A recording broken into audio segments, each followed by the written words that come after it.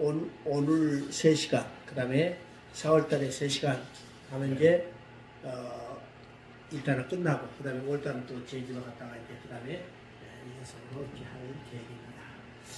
자,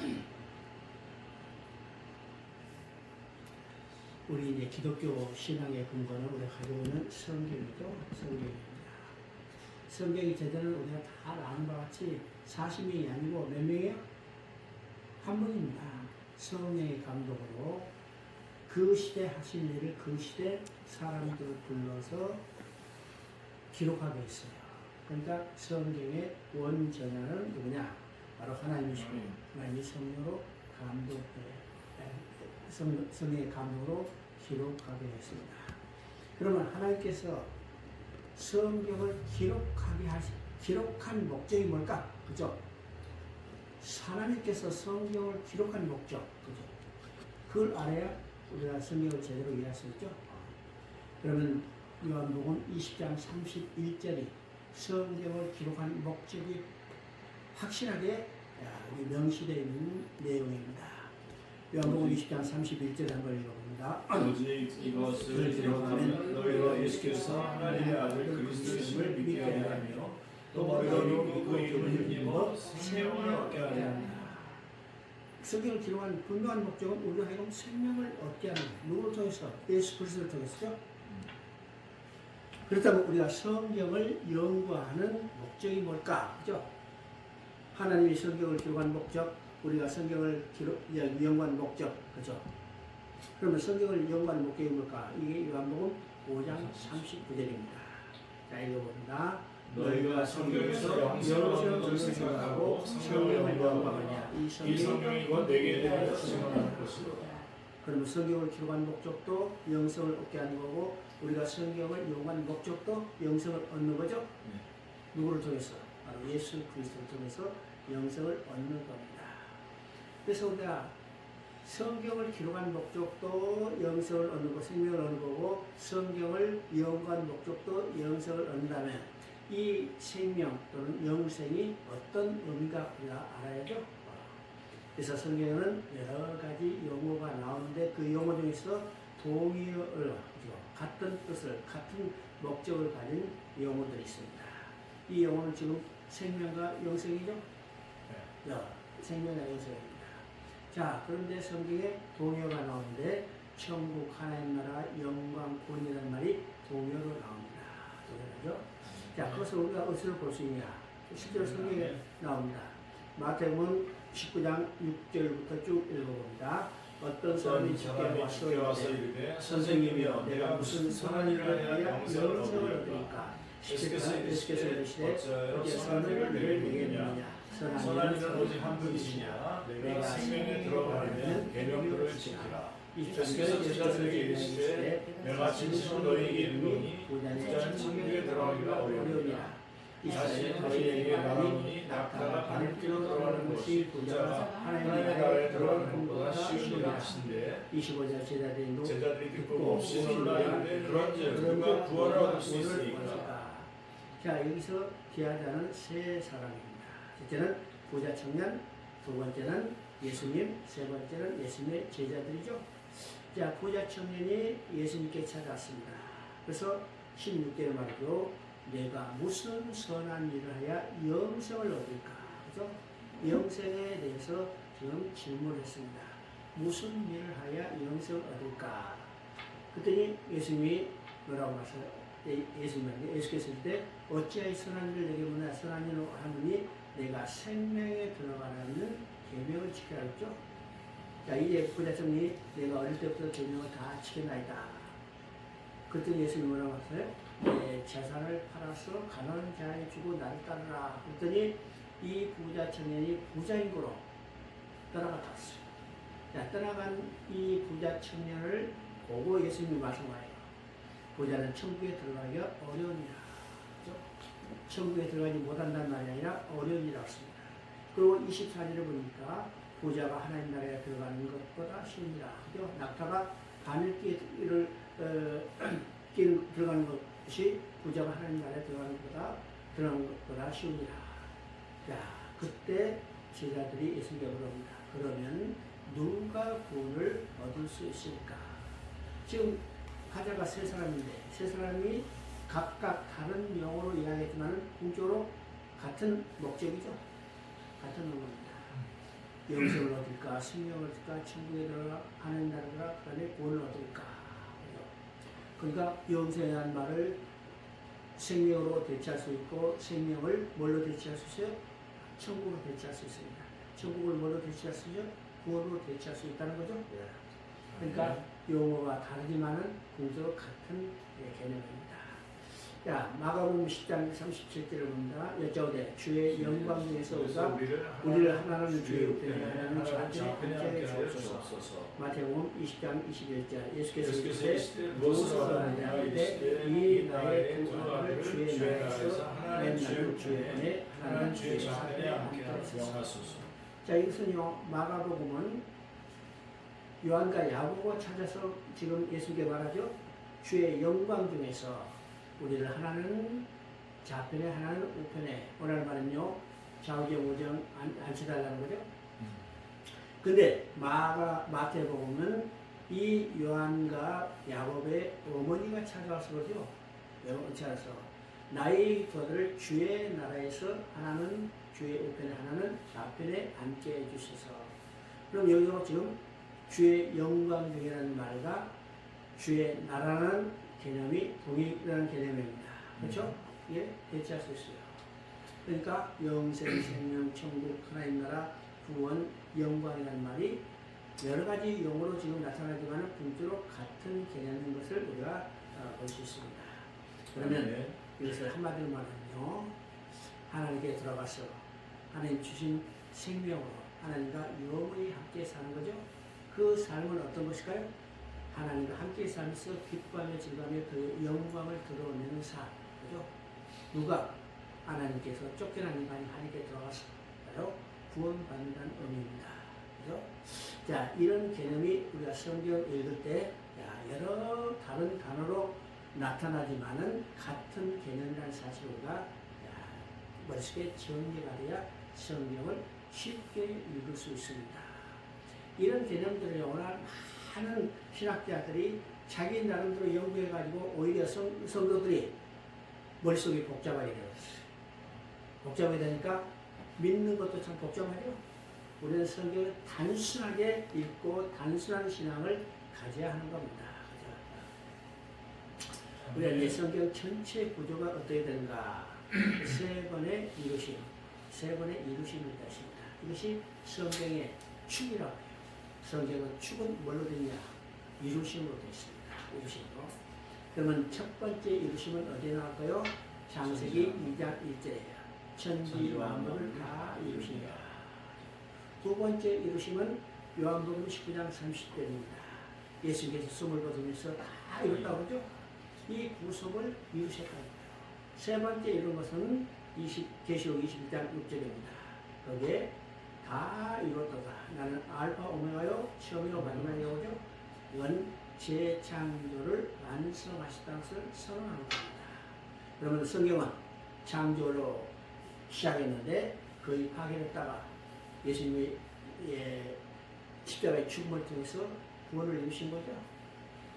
그리고 하나님께서 재창조를 완성하는 선언하시 계시록 20장 6절에 그래서 세 번째 이루심이 나옵니다. 물론 한 번의 이루심이 더 나와요. 그 이루심은 어디에 나올까? 바로 요한계시록 16장 17절입니다. 일곱 번째 대접을 공중했을 때 다 되었다 선포하죠. 이건 장세일로 하나님을 대적하고 하나님의 백성을 괴롭혔던 사단의 세력 창당이 다 진멸했다는 것을 공적으로 선포하는 것이 계시록 16장 17절입니다. 사단의 창당이 완전히 진멸됐기 때문에 이제는 하나님 계획과 목적을 완성하는 거죠. 그래서 계시록 20장 6절에 다 이뤘다고 마지막 선언입니다. 그러면 이 이루심을 통해서 성경이 이루어지는데 축인데 그러면 그 이루심이 구체적인 내용이 어떤 것일까? 그죠? 그러니까 이루심을 통해서 우리가 성경 전체 하나의 흐름을 우리가 보게 되는 겁니다. 그러면 첫 번째 이루심은 창세기 2장 1절이라고 했죠. 전비와 만물이 다 이루어지니라. 그러면 이 이름의 첫 번째 이루시면은 어떤 것이 들어있을까? 네 가지 개념이 들어있습니다. 첫째는 하나님 나라. 성경 전체는 하나님께서 하나님 나라를 건설하는 겁니다. 아멘. 그러면 창세기 1장, 2장을 보면 이 하나님께서 하나님 나라 이루시다는 것을 뚜렷이 나타나죠. 그러면 하나님께서 하나님 나라를 이루셨기 때문에 그 왕은 누굴까? 당연히 하나님이시죠. 백성은 누굴까? 하나님 형상대로 지은 인간, 아담과 하와 백성이에요. 영토가 있어야죠. 영토는 어떤 거예요? 쉽게 말해서 에덴 동산입니다. 또 주권이 있고 법이 있어야 하는데 그 주권과 법은 어떤 것일까요? 창세기 2장 17절 선악을 알게 한 다음에 열매를 먹지 마라. 먹으면 반드시 죽으리라. 이것이 백성을 통치할 수 있는 주권입니다. 자, 모든 나라의 조건이 구비됐죠? 그래서 하나님 나라를 건설한 겁니다.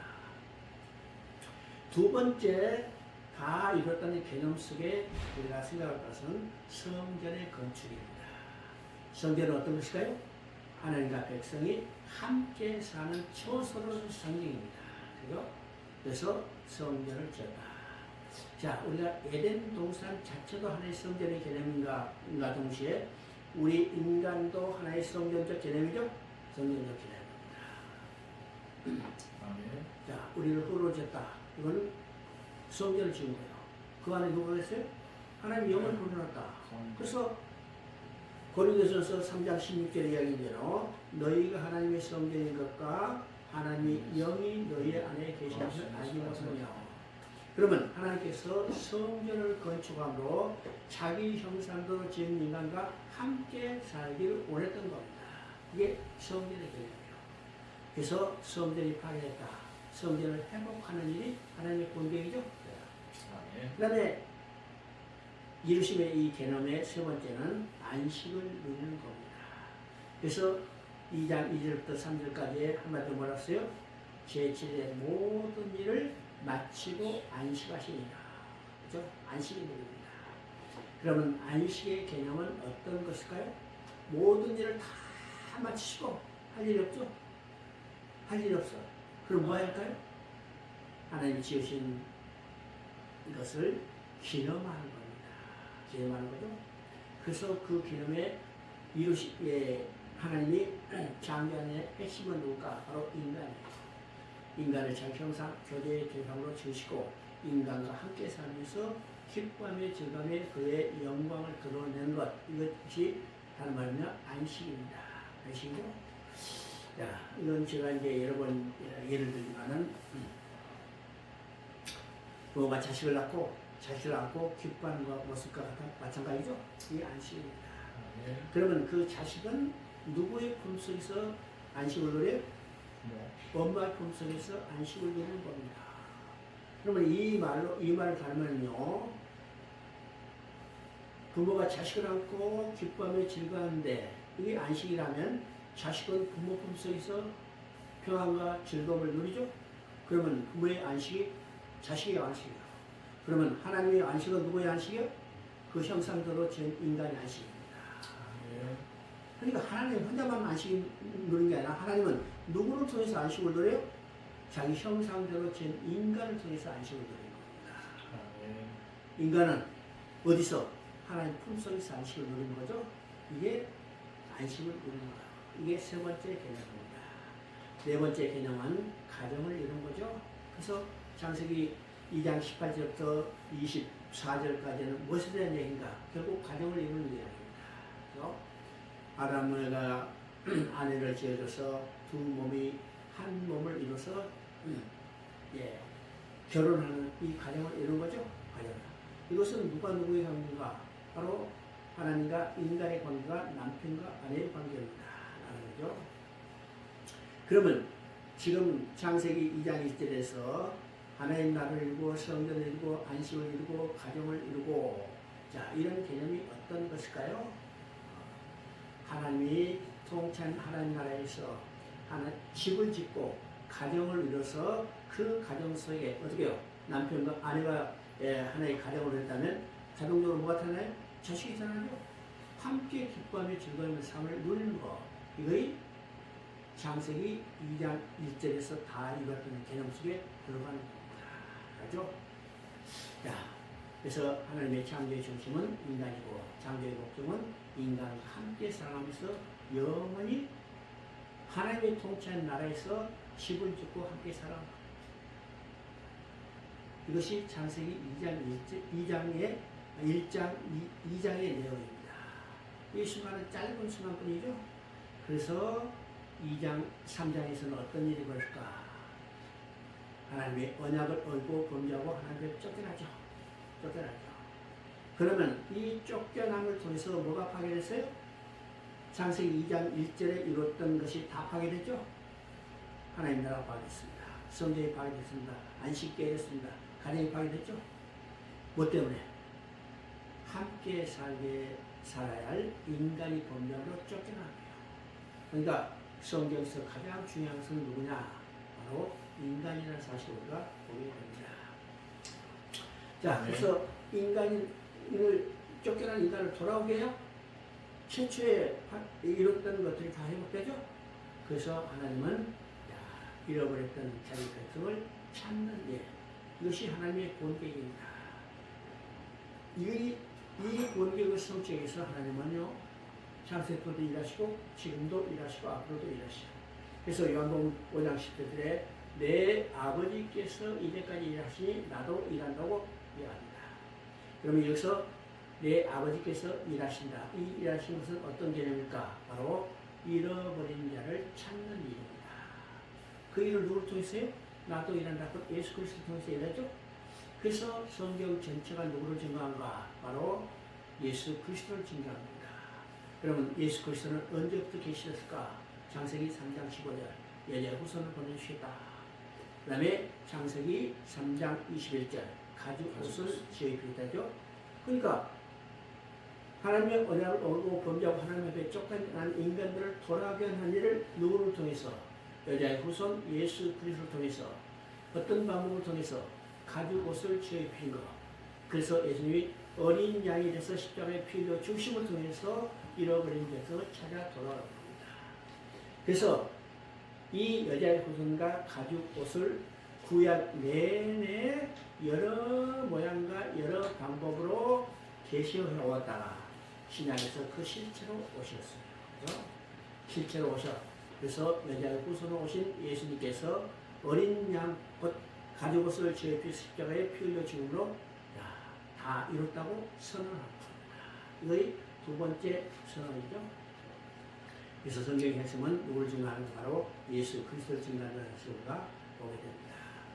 세 번째 이루심은 이제 잃어버린 백성을 찾기 때문에 하나님의 첫 번째 창조를 완전히 회복하는 것을 말합니다. 그렇죠?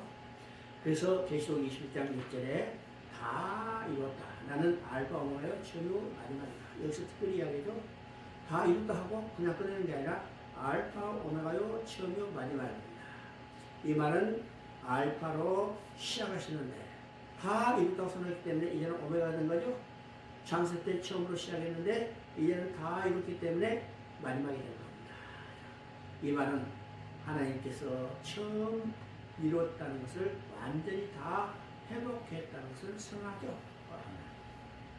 그래서 우리가 계시록 21장 1절부터 7절까지 이 7절을 읽어보면, 그죠? 읽어보시면 거기에 우리가 첫 창조 때, 그죠? 창세기 2장 1절에 다 이뤘다 했을 때 그 이루심의 개념이 그대로 회복되는 것을 보게 됩니다. 첫 번째 뭐라 했어요? 하나님 나라 회복되는 겁니다. 그래서 3절을 보면 드디어 너희는 내 백성이 되고 나는 너희 하나님이야. 하나님과 백성의 관계, 이거 회복되는 겁니다. 그 다음에 두 번째 뭐라 했어요? 성막이라고 했죠? 그래서 3절에 보니까 하나님의 장막이 사람과 함께 계시네. 그러면 이 장막의 개념은 어떤가요? 장막의 개념은 가시형 건물이 아니라 하나님과 인간이 함께 사는 상징적인 것을 초소를 보여줍니다. 그래서 계시록 21장 22절을 보면 성 안에는 성전이 보이지 않으니, 성전은 가시형 건물이 아닙니다. 보이지 않으니 주 전능하신 자 어린 양이 성전입니다. 하나님과 백성이 함께 사는 처소가 상징적으로 성막을 이야기합니다. 그 다음에 세 번째는요, 안식 회복이죠. 그래서 그걸 보면요, 모든 것들이 다 회복돼서, 그게요, 눈물도 없고, 늑답을 지고, 사망도 없고, 슬픔도 없고, 죽음도 없고, 자, 그리고 10절에 보니까, 21장 10절에 보니까, 하늘에서 내려온 거룩한 성 예루살렘을 보니 하나님이 영광이 있어. 이건 안식의 회복을 이야기합니다. 그 다음에 뭐가 회복됐어요? 어린 양의 혼인잔치가 있죠? 어린 양의 혼인잔치, 이것을 통해서 가정이 회복되는 것을 보여주고 있습니다. 이것이 우리가 성경의 하나의 축을 통해서 성경 전체 하나님이 어떤 일을 이루신가를 우리가 볼 수가 있습니다. 성경의 주제는 이제 우리가 아는 바와 같이 예루서 3장 9절에 말했죠. 영원한 만물을 창조하신 하나님께 감춰있던 비밀의 경륜이 어떠한 것을 드러내게 하려 한다. 드러내기 위해서 바울이 뭘 썼어요? 성경을 쓴 겁니다. 그러면 어떤 것을 드러내게 하는가? 영원부터 만물을 창조하신 하나님께 감춰있었던 비밀의 경륜이었죠. 비밀의 경륜, 이 경륜이라는 말이 어떤 말일까요? 경륜이라는 말은 어떤 일을 잘 계획하고 조직적으로 성취해가는 일을 경륜이라고 합니다. 그러면 하나님이 어떤 일을 잘 계획하고 이걸 조직적으로 성취했을까요? 바로 이것이 하나님의 구원계획입니다. 구원계획. 그래서 성경은 하나님의 구원계획을 기록한 것이다. 그러면 이것을 구체적으로 이야기하면 하나님께서 하나님을 떠난 인간들을 예수 그리스도를 통해서 돌아오게 하는 하나님의 구원계획입니다. 이것이 성경의 하나의 주제예요. 누구를 통해서? 예수 그리스도를 통해서. 성경은 어떤 책일까? 성경은 어느 특정한 시대에 특정한 사람을 위해서 이성적으로 깊이 생각해서 기록한 책이 아닙니다. 이것이 성경과 다른 종교가 가지고 있는 경전의 차이입니다. 다른 종교가 가지고 있는 경전은 어떤 사람이요? 하루 동안 묵상하고 생각해서 연구해서 기록한 책이죠. 그래서 그 책 내용이 어떤 것인가? 철학적인 사물이고 인간의 이성의 한계를 벗어나지 못하기 때문에 다른 종교의 중심은 뭐냐면 인간 중심이 아니에요. 그러나 성경은 인간의 이성 활동에 기록된 책이 아니고 하나님이 하실 일을 역사적인 사건을 통해서 기록해서 오늘 우리에게 주신 책이 성경입니다. 그래서 성경은 어떤 특정한 시대, 특정한 사람이 기록된 게 아니라 1600년 동안에 걸쳐서 기록됐죠? 예, 1600년 동안 기록됐기 때문에 한 사람의 기록이 아니라 40명이 제작합니다. 그래서 우리가 가지고 있는 성경은 전체가 몇 권인가? 66권이라고 그러죠. 그래서 구약성경 39권, 신약성경 27권, 66권인데 이 66권 이렇게 할 때 성경이 몇 권이냐 하면 우리가 이제 일반적으로 다 66권 하죠. 근데 성경은 66권이 아니라 한 권으로 우리가 머릿속에 정리가 돼야 성경을 올바로 이해할 수 있습니다. 왜일까? 성경은 66권이라면요. 66개의 각각 다른 주제를 가진 책들을 모한 전집으로 설명할 수 있죠. 근데 성경은 전집이 아닙니다. 하나님의 일의 오심을 역사적인 사건을 통해서 기록해서 오늘 우리에게 보신 책이기 때문에 성경은 한 개의 주제입니다. 한 개의 주제. 그래서 이 한 개의 주제를 두 장 66권으로 나눠서 설명하죠. 그래서 성경은 몇 권이냐? 성경은 66권이 아니라 한 권으로 우리가 머릿속에 정리돼야 성경을 올바로 이해할 수 있습니다. 그러면 이 한 개의 주제는 어떤 것이요? 아까 얘기했죠? 하나님께서, 이 주체가 누구냐? 하나님께서죠? 하나님께서 하나님을 떠난 인간들을 예수 그리스도를 통해서 다시 돌아오게 하는 하나님의 구원 계획을 기록한 책이다. 그래서 창세기도 똑같은 주제요, 계시록도 똑같은 주제예요. 그래서 모든 성경을 볼 때 그 속에서 누구를 만나는가? 바로 예수 그리스도를 만나요. 그래서 성경의 핵심은 예수 그리스도라는 사실을 우리가 명심해야 합니다. 그래서 성경은 창세로부터 계시록까지 하나님이 일이 오심을 기록했기 때문에 성경을 우리가 세 가지 비유로 하나님의 일하심의 일관성과 통일성과 점진성을 이해할 수 있습니다. 그러면 이 세 가지 비유는 우리가 잘 아는 것같이 첫째는 초상화를 그려가는 과정이라고 볼 수가 있습니다. 우리가 초상화를 그릴 때는요, 사진을 찍을 때는 셔터를 누르면 한 방에 다 찍어지지만은 초상화를 그릴 때는 그렇게 할 수 없죠. 초상화를 그릴 때는 붓을 하나 들고 점을 찍어야 해요. 이 점을 찍을 때는 무엇을 그린지 누구를 그린지 알 수 없지만은 이 점을 찍지 않으면 절대로 다음의 그림을 그려갈 수 없죠. 그래서 초상화를 그릴 때 점을 하나 딱 찍었다. 그래서 우리가 성경으로 볼 때는 창세기 3장 15절 바로 여자의 후손을 보냈다는 원복음의 점을 찍었습니다. 그리고 시간이 지날수록 눈도 그리고 코도 그리고 입도 그리고 다 귀도 그리고 다 이제 이 초상화의 주인공이 점점 뚜렷하게 나오죠. 그러면 눈을 그렸다. 누구의 눈을 그렸어요? 바로 예수 그리스도의 입니다. 입을 그렸다. 누구의 입이에요? 바로 예수 그리스도의 입이죠. 그러니까 초상화 그리면서 그 귀, 눈, 입은 여러 가지 모양과 여러 가지 방법으로 누구를 진 거예요? 예수 그리스도를 증거하는 겁니다. 야, 초상화의 주인공이 눈과 다 드러났을 때 그때 시체가 오신 거예요. 나야! 하면서 이 땅에 육신을 입고 오신 분. 그리고 그분이 메시아적 사명을 감당해서 십자가에 죽으신 거죠. 이게 초상화의 비유입니다. 자, 두 번째는 구원 열차가 달려가는 비유죠. 우리가 구원 열차가 지금 창세기역을 출발해서 저 멀리 계시록역을 향해서 달려갑니다. 그러면 이 구원 열차가 각각 66개의 역을 지금 지나쳐 가는데 그 66개에 지나쳐 달려갈 때 그 구원 열차가 달리는 것은 어디를 달려요? 철로를 달리죠? 이 철로는 끊어졌을까요? 아니면 연결됐을까요? 연결됐죠? 끊어졌다면 달려갈 수 없습니다. 그래서 이 끊어지지 않고 연결된 이 철로가 누군가? 바로 예수 그리스도예요. 그래서 창세기 역을 출발할 때 보이지도 않고 그죠? 뭔지도 모르지만 계시록 역으로 가까이 다가올 때는 뚜렷하게 보이는 거죠. 이것을 성경의 일관성, 점진성이라고 합니다. 세 번째는 성경은요, 66권이라고 그러니까 66층의 높은 빌딩에 해당된다고 우리가 볼 수 있습니다. 그러면 건물이 아무리 높든지 낮든지 간에 건물에서 가장 중요한 것은 골조입니다. 골조죠? 지금 이 건물도 지금 있죠? 기둥이 있고 지금 빔이 있고 골조가 있습니다. 만약 이 골조가 부실하면 아무리 외벽이 화려하다가도 견딜 수 없어요. 오늘 이제 한국의 순살 아파트라는 게 나왔죠? 그 문제가 뭐예요? 다 철근 빼먹는 겁니다. 골조가 부실한 거예요. 그래서 66층에 해당되는 높은 빌딩이에요. 자, 이게 골조가 튼튼해야죠? 골조가 튼튼해야 진도 8의 지진이 나도 흔들리지 않아요. 다 흔들리지 않습니다.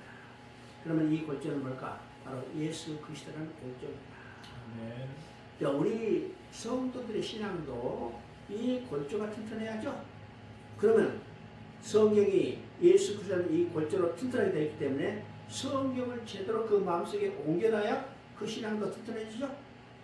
근데 오늘날 많은 성도들은 성경이라는 이 튼튼한 골조가 있는 성경을 그 마음속에 옮겨놓은 게 아니라 세상의 잡탕들을 다 옮겨놨어요. 중국에 가면요, 철근 대신 대나무로 골절한 건물도 있어요. 그죠? 철근이 아니라 뭘로 놨어요? 많은 쓰레기 같은 것으로 집어넣어놨습니다. 그럼 언제 무너질지 모르죠? 이것이 오늘 현실이에요. 이제 창세기를 보면 우리 이건 6시간 안에 지금 끝내는 거죠. 그러니까 빨리 가야 합니다. 그래, 창세기 이제 성경의 첫 책입니다. 그래서 성경은 창세기 성경의 첫 책 또는 모든 것을 기한 멋자라고 합니다. 네, 창세기 하면요, 창조에 관한 많은 정보를 제공한 것으로 생각하시지 몰라도 창조에 관한 기사는 딱 2장뿐이죠.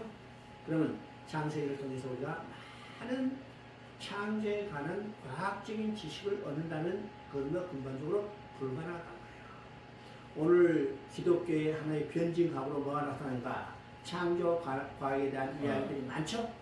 이건 기독교를 공개하는 진화론의 하나의 변종으로 나타나는데, 아무리 창조 과학을 발전시킨다 하더라도 이건 우리 신앙에 상관이 없어요. 정말이죠? 자, 우리의 정말로 알아야 할 내용은 어떤가? 창조에 관한 많은 과학적인 지식을 얻는 게 아니라 창조의 목적과 계획이 뭐고 창조에 하시는 하나님의 마음이 무엇인가를 우리가 정확히 알아야 합니다. 그래서 창세기는 창조에 관한 많은 과학적인 정보를 우리가 제공 목적이 아니라 하나님께서 왜 창조했는가?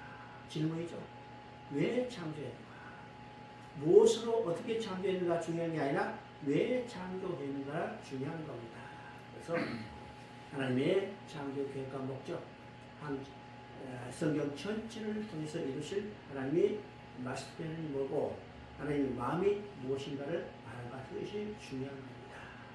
그러면 창세기를 볼 때, 아니 성경 전체를 볼 때 우리가 관점이 하나 있는데, 성경은 무시간적으로 기록된 책이 아니라는 거죠. 무시간적으로 기록된 게 아니라 그때 시대마다 하나님의 하실 일을 그때 사람을 불러서 성경의 감도로 기록하게 되는 겁니다. 그러면 성경을 기록할 때 제일 먼저 그때 기록된 성경을 읽은 사람이 누구냐? 그때 사람들이죠. 이게 우리가 이걸 1차 독자라고 합니다. 1차 독자. 그러면 성경은 1차 독자를 위해서 기록됐어요. 그렇죠? 1차 독자. 그러면 1차 독자를 위해서 기록했을 때 하나님이 그 마음이 무엇인가를 알아야 하고, 그 다음에 그 후에 우리에게 주신 하나님의 뜻이 무엇인지를 우리가 알아야 합니다. 그러면 모세가 창세기를 기록했는데, 모세는 창세기만 기록된 게 아니라 모세 5경이나 5권의 성경을 기록했죠. 그러면 창세기를 제외한 나머지 4권의 책은 누가 1차 독자냐? 그죠? 바로 애굽에서 나온 이스라엘 백성들입니다. 모세와 함께 나온 이스라엘 백성들. 자, 그러면 이스라엘 백성들이 지금 이 4권의 책은 그들이 애굽에서 나와서 지금 경험하고 있는 역사적인 사건들이죠. 사건들입니다. 그런데 창세기는 그로부터 400년 이전의 역사죠. 400년 이전의 역사를 기록해서 이스라엘 백성들로 하여금 있게 하는 목적이 뭘까요? 그들이 애굽에 내려가서 그들의 역사를 잊어버렸어요. 400년 전 노예사하면서 역사를 잊어버렸죠? 그 잊어버렸던 역사를 창세기를 통해서 다시 깨우치게 하는 겁니다. 알게 하는 겁니다. 우리 민족과 국가의 정체성을 확보하는 것은 가장 중요한 2가지가 뭘까? 첫째는 언어예요. 언어를 잃어버리면 민족의 정체성이 사라질 겁니다. 그 다음에 역사입니다. 역사를 잊어버리면 민족의 정체성을 잃어버려요. 그래서 우리가 역사적으로 보죠. 어떤 나라가 다른 나라를 침공해서 제일 먼저 한 일이 뭐잖아요? 언어 말살과 역사를 왜곡시키는 겁니다. 그렇죠? 그래서 지금 이스라엘 애굽에서 400년 동안 언어는 유지했지만 뭐가 있어요? 역사를 잃어버렸어요. 자, 잃어버렸던 이 역사를 창세기를 통해서 다들 깨닫게 해주는 겁니다. 그러면 창세기 기록은 어떤 거예요? 지금 애굽에서 너희로부터 건져낸 그 구원의 하나님이 어떤 하나님인가? 바로 창조주 하나님이시고, 그 창조주 하나님께서 이스라엘 백성들의 조상들에게 약속했던 것이 무엇이고, 그 약속을 어떻게 성취해 가고 있는가를 창세기를 통해서 깨닫게 되는 겁니다. 그렇죠? 자, 이것이 이제 2차 독자죠. 2차 독자인 우리에게도 하나님께서 창세 때 약속하신 것이고, 그것을 어떻게 성취해 가고 있는가, 성경 전체를 통해서 이루실 하나님의 구원 계획의 대의를 우리가 깨닫게 되는 겁니다. 그렇죠? 그래서 성경은요, 창세기도 그렇죠. 창세기는 물론이지만은 성경 전체에서 어떤 특별한 인물의 역사적인 전기가 아니고, 또 어떤 사건에 대한 교훈을 우리에게 주긴 목적이 아니라 하나님의 주권적으로 일어나는 구원의 역사를 우리에게 계시해 주기 위해서 기록됐다는 사실을 우리가 성경을 통해서 성경을 연구할 때 깨달아야 합니다. 이제 창세기의 구조는 자랑같이 세 부분으로 되어 있습니다. 성경을 이제 볼 때 창세기는요 지금까지는 두 부분으로 봤죠. 1장부터 11장까지, 그 다음에 12장부터 50장까지. 그래서 1장부터 10장까지 네 사람의 네 가지 사건. 이 사건이 어떤 사건이고 어떤 교훈을 우리에게 주느냐. 그런 관점에서 연구를 했어요. 또 10장부터 50장까지는 네 사람의 주요 인물, 그죠? 아브라함과 이삭과 야곱과 요셉. 요셉에 통해서 우리가 받을 교훈이 무엇인가. 이런 관점에서 성경을 연구해 왔습니다. 여러분요, 먼저 말하지만 성경의 어떤 인물도 우리가 교훈받을 사람이 없습니다. 교훈받을 사람이 있어요? 아무도 없어요. 아브라함을 본받아라 하면 자기 말로 팔아먹어야죠. 다윗을 본받아라 하면요, 어떻게요? 그와 말로 뺏어야 해요. 그러니까 성경의 어떤 인물도 교훈받을 사람이 없습니다. 성경의 어떤 인물도 다 죄인이요. 죄인들을 어떻게 구원하는가? 바로 하나님은 죄인을 구원하는 구원 계획을 이루신 일을 우리에게 보여주고 있죠. 그렇습니다. 그러니까 성경을 보는 관점이 어떤 것을 딱 보여줍니다.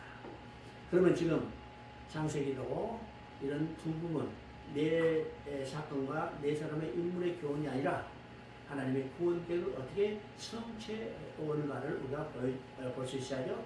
그래서 창세기를 볼 때 세 부분으로 나눠서 봅니다. 그렇죠? 첫 번째는 창세기 1장, 2장, 그 다음에 두 번째는 창세기 3장부터 11장까지, 그 다음에 세 번째 부분은 12장부터 50장까지입니다. 그럼 우리가 먼저 이해할 것은요, 성경에서는 계속 반복되는 하나의 사이클이 있습니다. 패턴이 있어요. 계속 반복되는 패턴, 그게 뭘까? 예, 여러분 계속해서 봐야 합니다. 그게 계속 반복돼요. 첫째는 하나님께서 인간을 위해서 무슨 일을 해주시는가. 그죠? 이것이 이사야 1장 2절에 그러합니다. 내가 자식을 양육하였거늘. 그죠? 이것이 하나님께서 인간을 위해서 무슨 일을 해주신가. 두 번째는 하나님의 해주신 일에 대해서 인간이 어떤 반응을 했는가.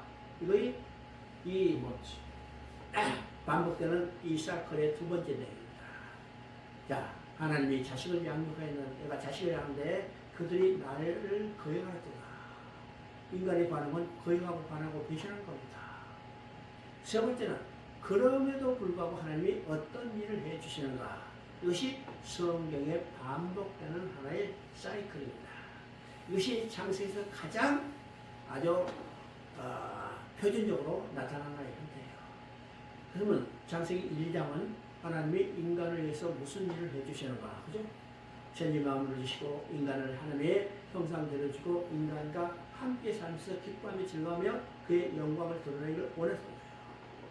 이것이 구체적으로 나타나시 하나님 건설하는 거죠. 자, 이 사건의 두 번째는 인간의 반응입니다. 인간의 반응이 어디 나타난가? 3장부터 11장까지죠. 인간의 반응, 하나님의 법을 어기고 범죄하고 하나님 앞에 쫓겨났어요. 4장에서는 죄가 확산되고 6장에서는 죄가 더 어떻게 해요? 완전히 관영해서 이제는 홍수 심판을 받을 수밖에 없죠. 그럼에도 불구하고 하나님께 돌아오지 않고 인간은 어떻게 해요? 하나님을 배신하고 인간 스스로의 나라를 건설하려고 했던 것이 11장의 바벨이라는 나라의 사건이죠. 세 번째 이 사이클의 세 번째 내용은 어떠해요? 그럼에도 불구하고 하나님이 어떤 일을 하시는가? 그럼에도 불구하고 하나님은 아브라함을 불러서 아브라함을 통해서 하나님이 나라를 건설하겠다는 거예요. 그래서 아브라함을 통해서 내가 너로 큰 나라를 이루시겠다. 나라에서는 뭐가 있어요? 백성이 있어야죠. 땅이 있어야죠. 법이 있어야죠. 그래서 약속이 있습니다. 자손과 땅과 복에 대한 약속이죠. 이 복에 대한 땅과 복에 대한 자손과 땅과 복은 백성을 만들고 영토를 바꾸고 자 하나님께서 그들을 돌아오게 하나님 나라에서 영원히 함께 살게 되겠다는 거예요. 이 약속을 어떻게 해요? 이 약속을 이삭에게 계승하고 야곱에게 가서 이제는 하나님께서 하나님 나라의 구체로 건설하기 위해서 어떻게 해요? 야곱을 이스라엘로 바꿔주시고 이스라엘 국가 민족을 실제적인 국가 민족으로 성장시키기 위해서 어떻게 해요? 애굽에 내려보낸 다음에 또 약속을 주시오. 내가 반드시 너희를 돌아오게 하리라. 자, 이 약속으로 창세기를 끝나게 되는 걸 보게 됩니다. 이것이 이제 창세기 전체적인 내용이죠. 그 다음에 이제 출애굽기는 창세기와 연속된 역사입니다. 그 방금 이야기했죠? 아브라함에게서 내가 너로 큰 민족을 이루리다. 그래서 아브라함에게 약속이 어떻게 약속인가? 15장에 보면 내 후손이 이방이 되게 되어 그들을 섬기고 괴롭힘을 당하고 내가 4대 400년 만에 이 땅으로 돌아가리라. 어느 땅? 가나안 땅입니다. 자, 창세기 32장에서는 야곱을 이스라엘로 바꿔주셨죠? 이제는 족장이 아니라 하나님께서 이제는 한 나라, 이스라엘 나라를 통해서 하나님의 구원계획을 성취하기 위해서 야곱을 이스라엘로 바꿔주셨습니다. 바꿔주셨죠? 근데 야곱은 몇 명이요? 가족이 아직 70명밖에 되지 않아요. 70명 가지고는 나라가 국가가 될 수 없죠? 그래서 이 70명밖에 되지 않은 이스라엘을 실제적인 국가 민족으로 성장시키기 위해서 야곱의 가족을 애굽에 내려보내죠. 애굽에 내려보낸 다음에 창세기는 야곱도 죽고 요셉도 죽고서 끝나고 그 다음에 야곱을 애굽에 내려볼 때 하나님 약속했죠. 내가 너로 거기서 큰 민족을 이루고 내가 반드시 이 땅으로 돌아오게 하라. 바로 창세기에서 하나님께서 아브라함과 야곱에게 주신 약속을 성취해 가는 과정이 어딘가? 바로 출애굽기라는 사실을 우리가 보게 됩니다. 그래서 출애굽기는요, 창세기에서 하나님께서 이스라엘 조상에게 주신 약속을 그대로 성취하는 과정입니다. 큰 민족을 이루고 내가 400년 만에 이 땅으로 돌아오게 하리라. 그래서 그 약속의 성취로 그들이 애굽에 내려가서 큰 민족이 되자 하나님의 약속대로 400년 만에 애굽에서 너희로부터 해방시켜서 돌아오게 하는 역사가 바로 출애굽기입니다. 출애굽기죠. 그러면 출애굽기는요, 애굽에 내려간 이스라엘 백성이 노예로 살다가 하나님이 모세를 통해서 유월절 양을 피를 통해서 그들을 해방시켜 돌아온 역사죠. 이것을 통해서 이 육적 출애굽을 통해서 사단에 노예된 인간들을 해방시키는 영적 출애굽을 계시하고 있는 겁니다. 그렇죠? 그래서 출애굽기는 우리의 고대 성경이 그대로 드러나고 있는 것을 우리가 보게 됩니다. 출애굽기는 세 부분으로 나눌 수 있는데 1장부터 18장까지. 여러분이 어떤 책을 보면요, 두 부분으로 나뉘었어요. 1장부터 18장, 19장부터 40장까지인데 저는 여기서 이게 세 부분으로 나눴죠. 1장부터 18장까지, 19장부터 24장까지, 그 다음에 25장부터 40장까지입니다.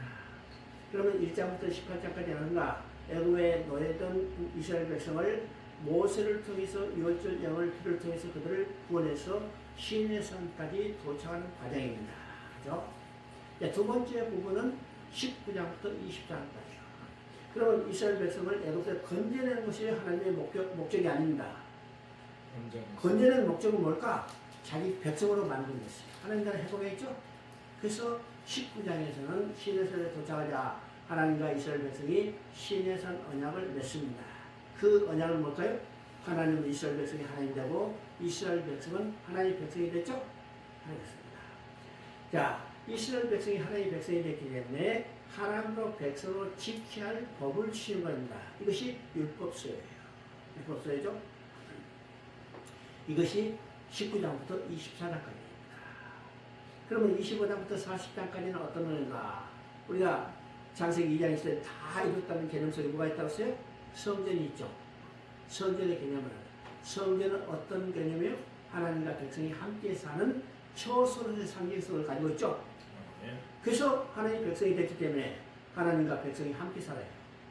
그러면 하나님과 백성이 함께 사는 뭐가 있어요? 뭐가 있어요? 성전이 시작이잖아요.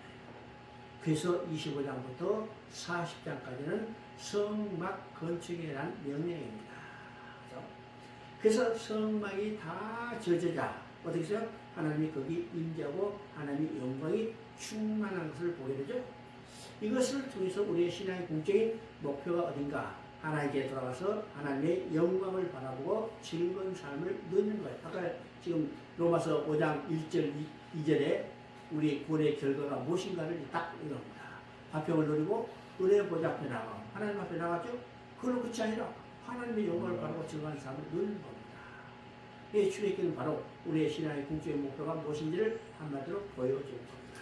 그렇죠? 그 다음 이제 레위기입니다. 레위기는 역사서지만 역사의 시대 구분 속에는 들어가지 않아. 그럴까? 레위기는요, 지금 출애굽기 40장에서 성을 옹호했죠? 하나님 거기 임재했죠? 그러면 인간이 가장 중요한 일은 뭘까? 하나님을 만나는 일입니다. 하나님께 돌아가는 일입니다. 그러면 성막에 하나님이 임재하셨기 때문에 하나님을 만나야죠? 하나님 만나고. 그래서 레위기는 성막에 계신 하나님을 만나러 가는 길을 보여주는 겁니다. 그 길이 뭘까? 제사장이 드리는 제사를 통해서 하나님께 나아갈 수 있어요. 그래서 레위기 전반부는 뭐가 나와요?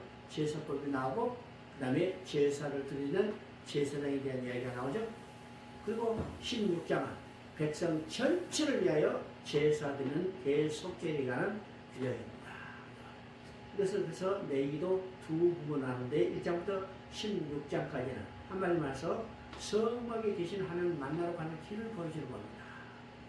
그리고 레위기 후반부는 17장부터 27장까지인데 자 전반부를 통해서 그러니까 대제사장이 드리는 제사를 통해서 하나님을 만난 인간이 하나님을 만난 목적이 뭘까요? 그죠? 하나님을 만난 목적은 하나님과 영원히 함께 살아요. 그죠? 영원히 함께 살기 위해서는 어떻게 될까? 하나님이 거룩하니까 거룩해 하나님과 영원히 함께 살 수 있죠? 그래서 후반부는 한마디로 핵심이 뭐냐? 내가 거룩하니 너희도 거룩할지라. 바로 어떻게 거룩해야 될 건가 하는 성결법에 대한 규례입니다. 그죠? 레위기는 딱 두 부분이요. 하나님께 나아가는 길을 보여주고 그 길을 통해서 하나님을 만난 인간이 하나님과 영원히 함께 살기 위해서 어떻게 할 건가? 거룩해야 되는 거예요. 이게 레위기입니다. 레위기는 결코 어려운 책이 아니죠? 그 다음에 이제 민수기입니다. 민수기는 출애굽기 40장과 시대적으로 연결되어 있어요. 출애굽기 40장에 성막을 옹호했죠. 이제는 성막을 앞세워서 약속의 땅 가나안 땅에 들어가는 행진의 과정을 보여주는데 민수기는 가나안 땅에 들어가지 못하고 뭘까요? 가나안 땅이 보이는 요단 동편 모압 편지까지 이런 행진의 과정을 이야기합니다. 자, 민수기도 세 부분으로 나눠요. 민수기도 1장부터 12장까지, 그 다음에 13장부터 25장까지, 그 다음에 26장부터 36장까지 이 세 부분으로 나눌 수 있는데 그러면 1장부터 12장까지는 어떤가? 자, 이스라엘 백성이 성막을 앞서서 시내산을 출발해서 어디까지 가요? 가데스 바네까지 도착하는 과정이 1장부터 12장까지입니다. 그 다음 이제 12장부터 25장까지는 가데스 바네에 도착한 이 이스라엘 백성이 하나님께 뭘 요구하냐면 가나안 땅에 정탐꾼을 보내자고 요청을 하죠. 자, 그러자 하나님이 허락하십니다. 허락하셔서 12지파의 두령들이 지금 정탐하고 돌아와서 보고한 내용을 듣고 백성들이 원망하고 불평하다 하나님의 진노로 38년 동안 광야 방황하다 다 죽게 되는 역사가 바로 두 번째 12장부터 35장까지입니다. 자, 그러면 이스라엘가 다 죽었다면 하나님의 계획은 실패한 것일까? 아니랍니다. 하나님의 계획은 포기하고 중단하고 말 것인가? 아니랍니다. 하나님은 절대로 자신의 계획과 목적을 포기하고 중단하고 완성하시고 끝내십니다. 이게 하나님의 성경을 볼 때 역사관입니다. 그래서 하나님은 자신의 계획을 절대로 중단하고 포기하지 않기 때문에 어떻게 해요? 1세대가 다 음하고 불편하고 죽었지만은 하나님은 하나님이 자신의 계획을 성취하기 위해서 2세대를 다시 정비해서 가나안 땅에 들어갈 준비를 하는 과정이 바로 26장부터 36장까지 과정입니다. 그래서 민수기를 보면요, 1장 3절에 민수기가 시작하자마자 인구조사를 해요. 싸움에만 나갈 만한 20대 이상으로 군사라고 계속하겠죠. 근데 그 계속했던 이스라엘 백성이 광야에서 다 행렬하고 죽었어. 여호수아 갈렙을 비하고 다 죽었어요. 하나님은 절대로 자신의 계획을 실패하지 않고 포기하지 않고 그대로 성취하게 했기 때문에 26장에서 또 인구 조사를 하는데 이 시대를 인구 조사할 때 어떻게 했어요? 싸움에 나가면 20대 이상으로 계산하고 똑같은 명령을 하고 있는 것을 우리가 보게 됩니다. 우리가 민수기를 통해서 보게 되는 것은요, 하나님은 절대로 실패하지 않고 자신의 계획과 목적을 반드시 이루신다는 사실을 우리가 확신을 갖게 됩니다. 이것이 우리 신앙에서 얼마나 중요한가. 하나님을 나를 권하고 계획했다면요, 이 일은 절대로 실패하는 일이 없다는 거예요. 중단하거나 포기하는 일이 없다는 거예요. 반드시 완성하시고 끝냈으면 우리가 확신하게 되죠. 뿐만 아니라 민수기를 통해서 절대 순종하는 믿음을 하나님이 원하고 계신다. 이것을 우리가 보게 됩니다. 그 다음 이제 신명기입니다. 신명기는 역사의 시대 구분 속에는 들어가지 않습니다. 역사서지만 역사 시대 구분 속에 들어가잖아요. 왜일까? 지금 가나안 땅에 모세도 들어가지 못하죠. 가나안 땅에 들어가지 못하게 된 모세가 가나안 땅에 들어갈 제2세들에 행한 세 편의 설교가 신명기입니다. 그래서 신명기 하면요, 모세의 세 편의 설교다 이렇게 생각하면 틀림없어요. 그러면 이 세 편의 설교가 어떻게 구성되는가? 1장부터 4장 43절까지는 우리가 민수기를 통해서 그들이 다 죽게 된 역사를 봤죠? 이 실패의 역사를 회고하는 겁니다. 그죠? 이 실패의 역사를 회고하는 것을 어디서 해설해 주느냐? 우리가 히브리서 3장 4장을 보면 이걸 해설해 주고 있어요. 그 결론이 뭘까? 3장 18절 19절에 그들이 가나안 땅에 들어가지 못한 것은 순종하지 않았기 때문이다. 순종하지 않았다는 것을 또 다시 또 했어요. 그들이 믿지 못한 영구나. 믿지 못한, 앞에는 불순종이었죠? 그 불순종이 믿지 못한 거다. 그럼 여기서 믿음, 불신과 불순종은 같다는 거죠? 보세요. 다른 말로 하면요, 믿음과 순종은 둘이 아니고 하나인 거예요. 순종을 다른 말로 하면 행함이라고 하면요, 믿음과 순종은, 믿음과 행함은 둘이 아니고 하나는 사실을 여기서 보게 되는 겁니다. 그렇죠? 언제 이런 일이 있을까? 바로 아담 얘기죠. 에덴 동산에서 그런 일이 있어요. 아담과 하와가 손을 끌어서 선악과를 따먹었어요. 왜 선악과를 따먹었을까요? 하나님의 약속을 믿지 못하기 때문이에요. 여기서 믿음과 순종은 둘이 아니고 하나는 사실 이미 에덴 동산에서 우리가 보여줬습니다. 알겠죠? 두 번째 설교는 4장 44절부터 26장까지 길게 이어지는 설교입니다. 그러면 이 설교가 아주 방대하죠? 방대해요. 왜 방대할까? 이 내용들은 이미 출애굽기, 레위기, 민수기에서 보여줬던 여러 가지 율법과 규례들을 들죠. 이것을 다시 정리해서 가나안 땅에 들어갈 이스라엘에게 가르치는 내용이 이 두 번째 설교입니다. 설교예요. 근데 여기서 중복되는 부분이 있는데 이 중복되는 부분은 단순한 반복이 아니라 가나안 땅에 들어가서 지켜야 할 율법과 규례의 정신이 무엇인가를 이야기하는 겁니다.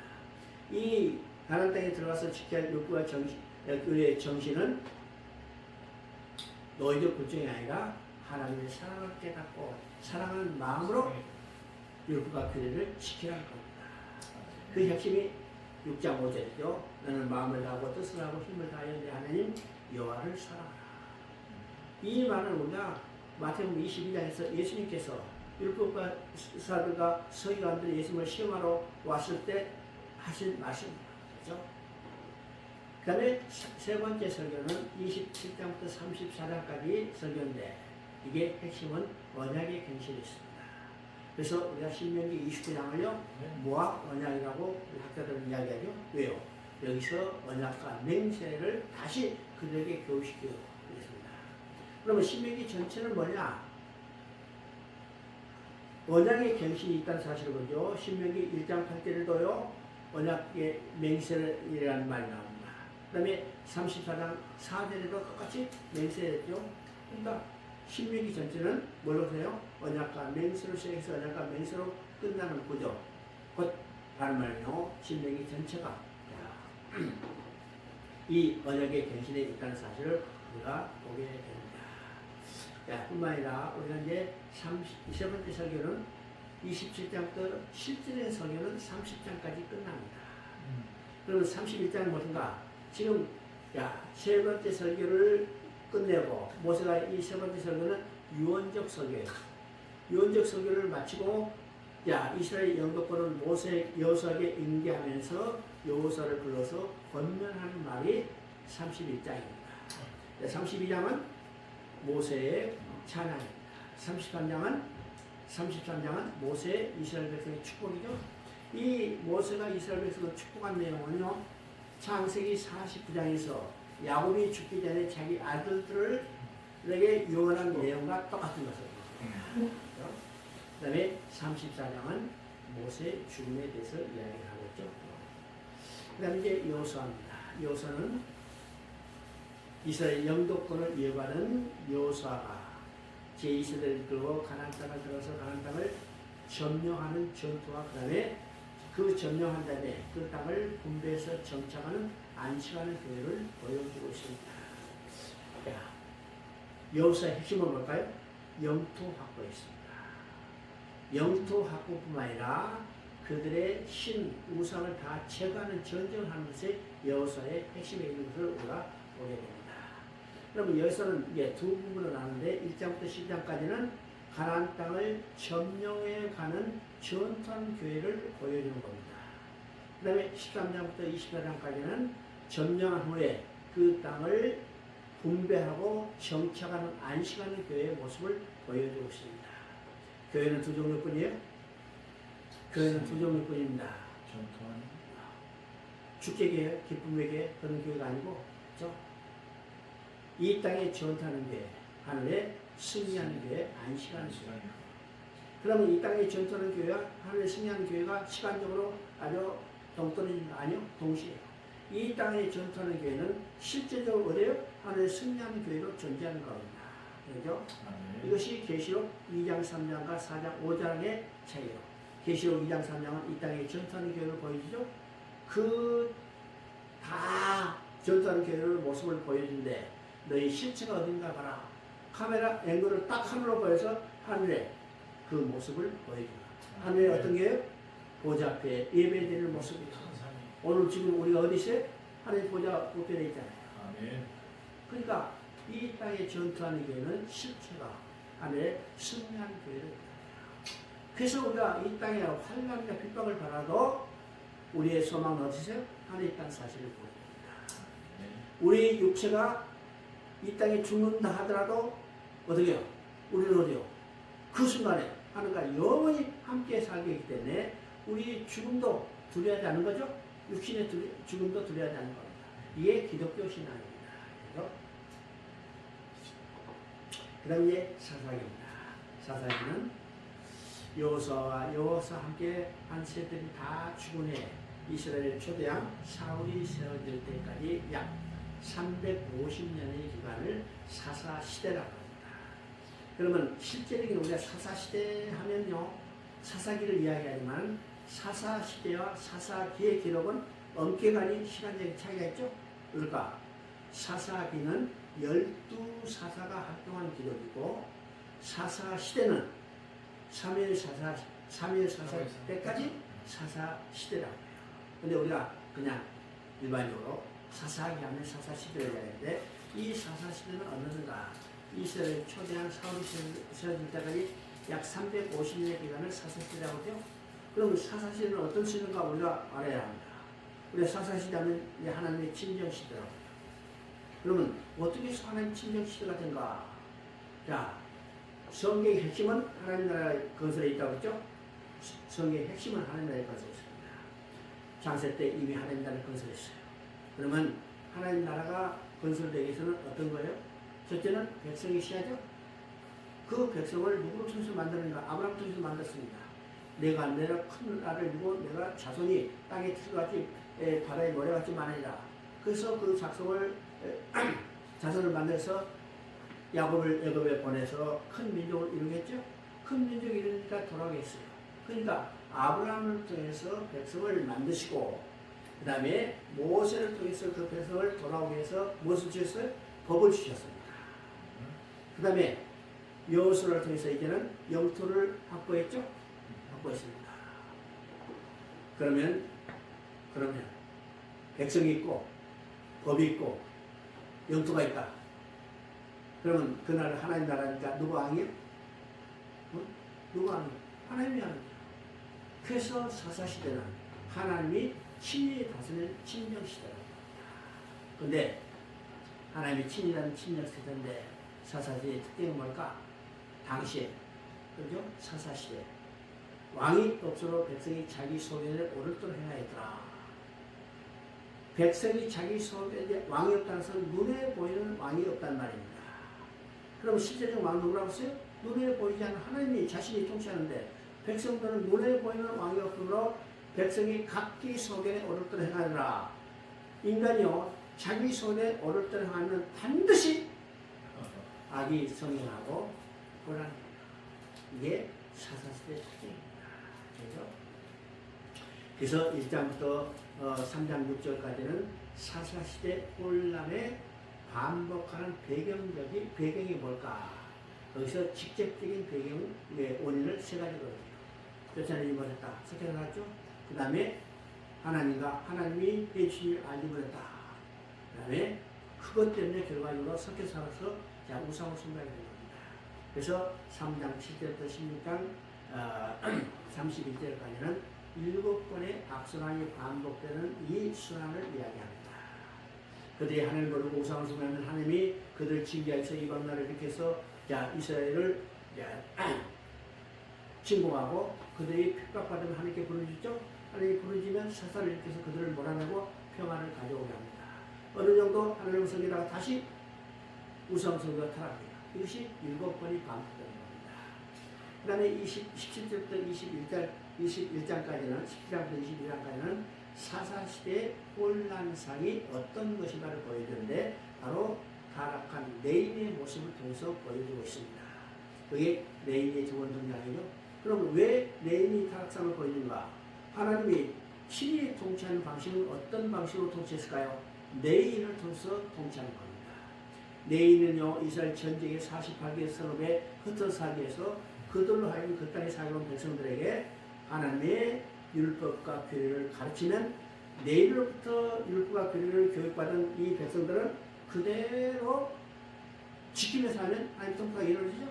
그런데 이 사사기 말기 마지막에 두 번의 레인이 등장하는데 이 레인들이 어떤 모습입니까? 타락한 레인이었습니다. 하지만요 사사시가 혼란이 반복되는 이 원인 중에 하나가 하나님의 통치를 이루도록 배치된 레인이 타락했기 때문이다. 이것을 보여주고 있습니다. 자, 21장 25절은요 백성들은 눈에 보이는 왕이므로 각기 손에 옳도록 행했더라. 이것이 네 번에 반복되는 거죠. 아까 얘기했지만 하나님이 눈에 보이지 않는 하나님이 친히 다른 친정시던데 그들은 눈에 보이는 왕에 따라서 자기 소견대로 옳도록 해서 결국 악순환이 반복되는 모습을 보게 됩니다. 그 다음에 연결되는 책이 어떤 책이냐? 룻기입니다. 그러면 룻기는요 사사들이 치리하던 때 이게 시대적 배경이 나옵니다. 그러면 사사기 마지막과 연결하면요 당시에 왕이 없어서 백성이 자기 소견에 옳도록 하는 때 7번의 악순환이 반복되는 때 이게 룻기의 배경입니다.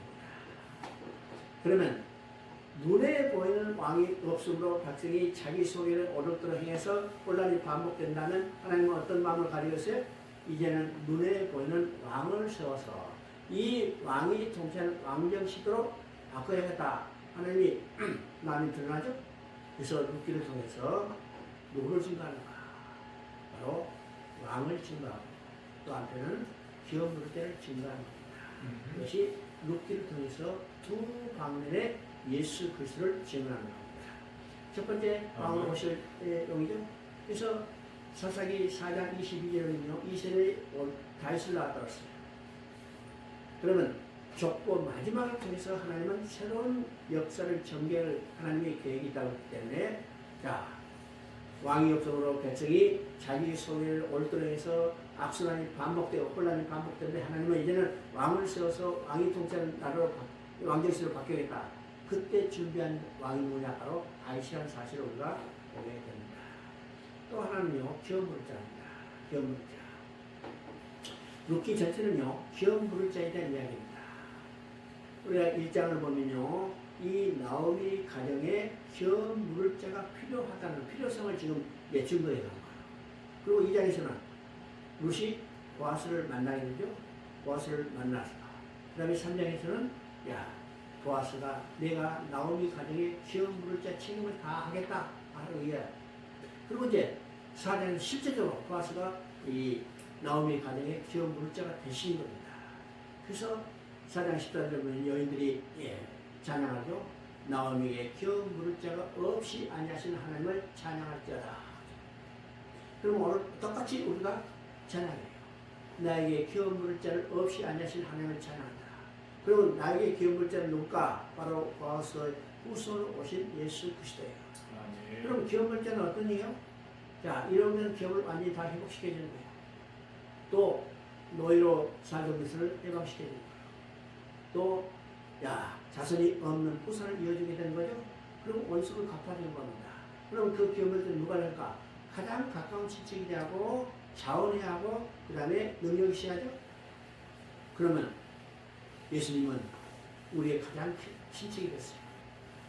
히브리서 2장 11절을 보면요, 육신을 입고 이 땅에 오셔서 형제라 보이기를 부끄러지 않다. 언제가 됐죠? 그 다음에 어떤 일을 하는가? 죽기를 무서움으로 일생이어 종려하는 우리를 노예를 회복시켰어요. 또 우리 기업을 완전히 회복시켜줬죠? 왕같은 제사장 기업을 회복했고 우리를 하나님의 아들이라는 후손으로 이어지는 것을 보게 됩니다. 누가? 보아스 후손으로 기업 물질자로 오신 예수님께서.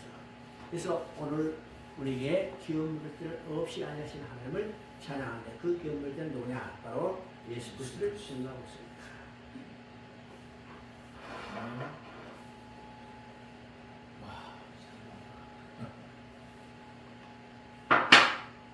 그럼 이제 사무엘상입니다. 우리가 쭉 보면요, 사사기하고 사무엘상 사이에 누가 끼어들었어요? 룻기가 끼어들었죠? 룻기가 끼어들었어. 그러면 룻기를 통해서 뭘 준비했냐? 왕을 준비했기 때문에 사무엘서에서는 당연히 하나님이 준비한 다윗이 왕에 올라서 통치하는 시대가 되야죠. 근데 사무엘상에서는 이것이 차질이 생겼습니다. 왜일까? 사무엘이 이제 사사소 마지막 사명을 다 마치고 나이 늙어 죽게 될 때 백성들이 찾아서 요구한 것이 있어요. 그 요구는 하나님이 준비한 다윗을 우리 위에 왕을 세워달라 이렇게 요구한 게 아니라 모든 나라와 같은 왕을 세워달라고 합니다. 모든 나라와 같은 왕. 그래서 그 세워진 왕이 누구냐? 바로 사울입니다. 그래서 사무엘상에는 하나님의 계획이 차질이 생겼죠. 그러면 이 모든 나라 같은 개념은 어떤 것, 왕은 뭘까요? 이스라엘이 사사기를 통해서 7번의 악순환이 반복되죠? 그러면 그들을 침공했던 왕들, 나라들은 어떤 거냐? 왕이 세워져서 부강하죠? 이스라엘은요, 우리가 왕이 없어서 나라가 약해가지고 저 나라의 침공을 받고 압제를 받고 있구나. 우리도 왕이 세워졌으면 좋겠다. 이렇게 생각하는 겁니다. 근데 왕이 없어서 그들이 나라가 약해가지고 멸망했어요? 아니요. 그들을 진정으로 다시는 하나님을 배반하고 하나님을 섬기지 않았기 때문이요. 그건 알지 못하고 눈에 보이는 왕이 없다. 그래서 모든 나라 같은 이 왕을 세우라고 요구한 겁니다. 그죠? 그 세워진 왕이 누구냐? 바로 사울입니다. 그래서 사무엘상은요, 세 사람의 인물을 통해서 세 부분으로 나눌 수 있습니다. 첫째 부분은 누가? 첫째 부분의 주요 인물은 사무엘입니다. 사무엘이 1장부터 7장까지요. 그래서 1장을 보면 사무엘의 탄생, 그리고 3장은 사무엘의 부르, 그 다음에 사무엘의 사역이 7장까지 나오죠. 이게 1장부터 7장까지. 그 등장 주요 인물은 사무엘입니다. 그리고 두 번째는 8장부터 15장까지죠. 자, 8장에 모든 나라 같은 왕을 세워들어 택한 왕이 있느냐? 택했는 것 바로 사울입니다. 그래서 사울이 10장에서는 기름 부음 받고 11장에서는 왕으로 등극하는데 12장에서 하나님이 말씀하시죠. 너희가 구하라 너희가 택한 왕이라는 거예요. 이 말은요 인간 너희들이 구하라 너희가 택한 왕이야. 하나님이 준비하는 왕이 아니라는 겁니다. 그래서 8장부터 15장까지 어떤 것인가. 자, 인간이 택한 왕, 인간이 구하는 사울이 왕위에 올라서 지금 나라를 통치하죠. 두 번의 전쟁에서 물론 다른 전쟁도 있지만 블레셋과 아말렉 전쟁을 통해서 사울은 하나님께 권능을 받아요. 그래서 8장부터 15장까지 주요 등장 인물이 누구냐? 사울입니다. 그 다음에 16장에서 다윗이 기름 부음 받죠. 그래서 16장부터 31장까지는 사울이 지금 왕에 등극했지만 실제적인 주요 인물은 누구냐면 다윗이라는 사실을 알아야 합니다. 그렇죠? 자, 그것을 어디서 통해서 보이는가? 17장을 통해서 보여요. 19장에 블레셋과 이스라엘 전쟁이 있어요. 이 전쟁은요, 세 가지 중요한 의미가 있습니다. 세 가지 중요한 의미. 첫째는 창세기 3장 10절에서 계시된 것을 그대로 실현해 보이는 의미가 있고, 두 번째는 이스라엘을 구원할 왕이 누구냐? 이스라엘 구원할 왕은 사울이냐 아니면 다윗이냐? 그것을 보여주는 거예요. 그렇죠? 이스라엘 왕을 누구냐? 사울이에요? 아니면 다윗이에요? 다윗이라는 것을 보여줍니다. 지금 이스라엘은 두 왕이 존재하죠. 실제로 왕자에 앉아서 다스리는 사울과 하나님이 기름 부어 세우신 다윗이에요. 이 두 왕 중에 이스라엘을 구원할 왕은 누구냐? 이것이 보여주는 것이 17장의 2000점을 통했습니다. 자, 세 번째는 전쟁은 여호와께 속한 것인 것을 우리가 깨닫도록 하는 겁니다. 우리가 지금 전쟁하고 있죠? 전쟁하고 있지 않았어요? 어? 전쟁하고 있어요. 전쟁하고 있어요. 우리는 영적 전쟁을 하고 있습니다. 우리가 싸울 대상은 계시록에 나온 대로 용과 짐승과 거짓 선지. 그러면 그 거짓이랑 싸우는데 그는 뭐였어요? 용의 입과 짐승의 입과 거짓 선지의 입. 그죠? 개울 같은 새 더러운 양. 우리가 싸우는 전쟁은 바로 이 용과 짐승과 거짓 선지자. 입에서 나오는 말이죠. 이건 말씀의 전쟁이고 진리의 전쟁이고 영적 전쟁입니다. 그래서 우리는 지금 싸우고 있는 거예요. 그럼 이 전쟁에서 누가 싸우죠? 우리가 싸우는 게 아니라 우리를 도구로 해서 하나님 친히 싸우자는 거죠. 그래서 17장에서 다윗을 도구로 해서 하나님이 친히 싸워주시는 겁니다.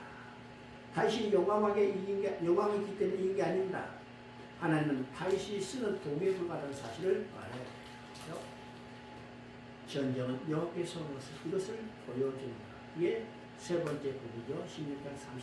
16장부터 31장까지. 야, 31장에서는요, 사울 왕국, 인간 왕국의 마지막을 보여주는데, 그것은 죽고 상하고 멸망한다. 인간 왕국의 종말이 어떻게 끝날 것을 한마디로 보여주고 있습니다. 그렇죠? 자, 그 다음에 이제 3일 항하. 3일 3, 인간 왕국, 사울이 이제는 죽자.